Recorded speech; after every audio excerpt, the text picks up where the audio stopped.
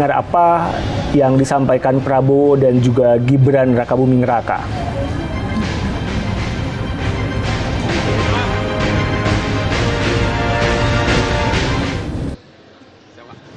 Saya di mana?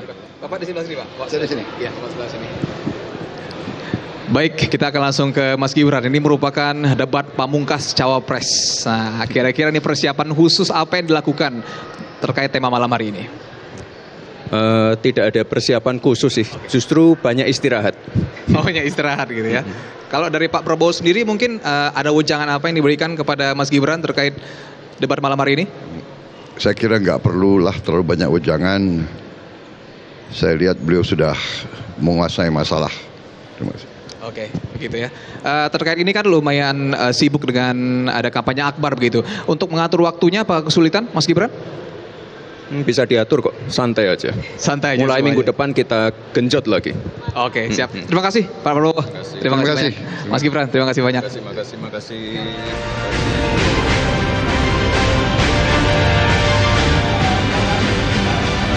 Lengkap sudah, ketiga pasangan calon presiden dan wakil presiden tiba di lokasi debat keempat Pilpres 2024 di Jakarta Convention Center.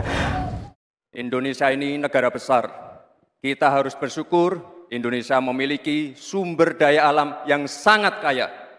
Di antaranya kita punya cadangan nikel terbesar di dunia, timah terbesar nomor 2. Oleh karena itu, program hilirisasi harus dilanjutkan dan diperluas cakupannya.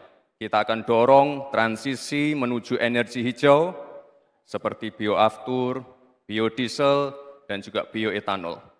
Yang sudah dilakukan meliputi B35 dan B40. Potensi energi baru terbarukan kita juga luar biasa sekali.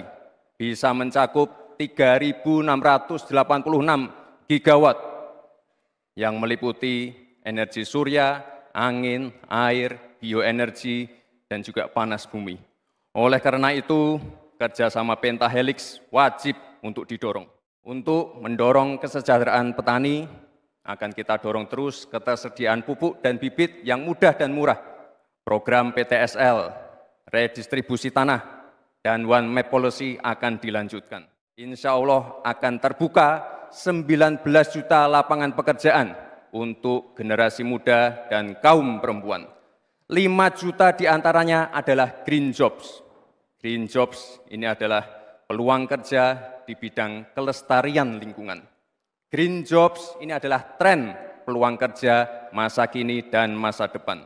Sekarang sudah terbukti dengan adanya B35 dan B40 ini sudah mampu menurunkan nilai impor minyak kita, meningkatkan nilai tambah produksi sawit di dalam negeri, dan juga lebih ramah lingkungan. Kita ingin meningkatkan produktivitas petani dan juga sektor maritim, tapi kita juga wajib menjaga keseimbangan alam. Dalam pelaksanaannya tentu AMDAL itu wajib, analisa lingkungan juga wajib, sustainability report wajib juga. Dan jangan sampai ada alih fungsi lahan yang sekiranya merugikan pengusaha lokal, UMKM lokal, ataupun masyarakat adat setempat.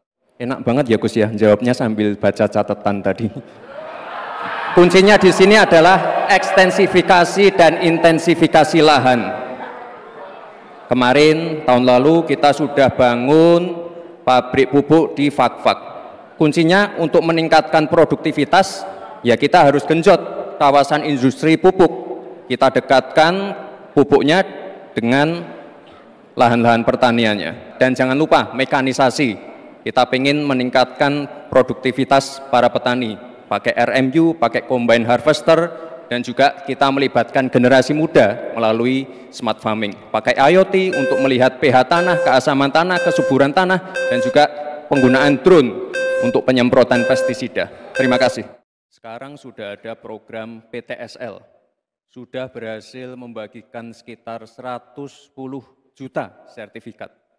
Dulu, sebelum ada program ini, hanya bisa menghasilkan dan membagikan 500.000 sertifikat. Bayangkan itu butuh berapa tahun untuk menyelesaikan masalah. Reforma agraria akan kita lanjutkan dan kita kuatkan.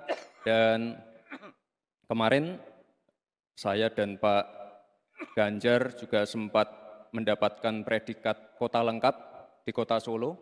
Jadi Solo ini dari BPN sudah mendapatkan predikat kota lengkap, garis-garis batas tanah-tanah wilayahnya sudah tercapture semua, sehingga nanti akan mengurangi, sekali lagi, konflik-konflik tanah, mafia tanah, karena semuanya sudah tercapture secara digital di database-nya BPN. Kuncinya di sini adalah digitalisasi, dan One Map Policy ini sangat penting sekali untuk kita bagaimana nanti menyelesaikan konflik-konflik agraria ke depan. Terima kasih. Ini agak aneh ya, yang sering ngomongin LFP itu tim sesnya, tapi cawapresnya nggak paham LFP itu apa. Kan aneh. Saya nggak tahu ya, Pak Tom Lembong dan tim sesnya sering nggak diskusi dengan cawapresnya. Masa cawapresnya nggak paham? Aneh loh. Saya jelaskan sekali lagi, lithium ferrofosfat itu adalah alternatif dari nikel. Intinya ada negara yang nggak mau pakai nikel.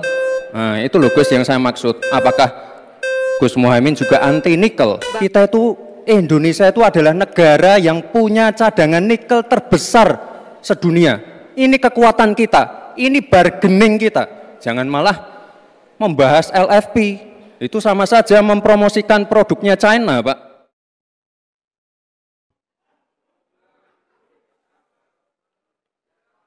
Saya lagi nyari jawabannya Prof. Mahfud. Saya nyari-nyari di mana ini jawabannya. Kok nggak ketemu jawabannya. Saya tanya masalah inflasi hijau kok malah menjelaskan ekonomi hijau. Kalau akademis itu gampangnya kalau bertanya yang kayak gitu-gitu tuh recehan. Gitu. Recehan. Oleh sebab itu tidak layak dijawab menurut saya. Dan oleh sebab itu saya kembalikan saja ke moderator. Ini tidak layak dijawab pertanyaan kayak gini. Tidak ada di jawabannya. Gus Muhaimin ini lucu ya.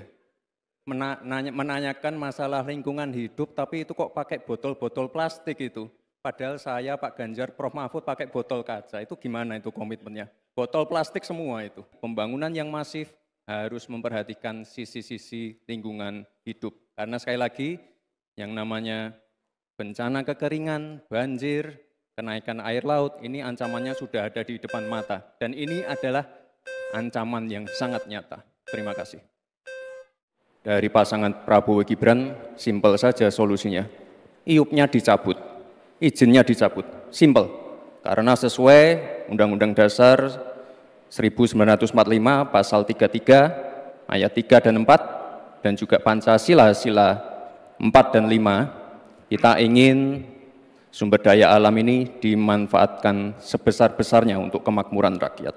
Dan juga kita harus menjalankan Permen Investasi nomor 1 tahun 2022. Intinya kita ingin perusahaan-perusahaan besar ini bisa menggandeng UMKM lokal, pengusaha lokal, jadi mereka tidak besar sendiri, tapi ikut membesarkan warga lokal, pengusaha lokal, dan UMKM setempat. Terima kasih Prof. Mahfud untuk evaluasinya. Sekali lagi saya mohon maaf jika ada kata-kata saya yang salah. Tapi sekali lagi, ini harus kita evaluasi. Dan kita jangan memberikan narasi-narasi yang menakutkan kepada warga. Presiden yang sudah menyelesaikan seluruh rangkaian debat pada malam hari ini. Bapak Ibu sekalian, masih ada satu debat.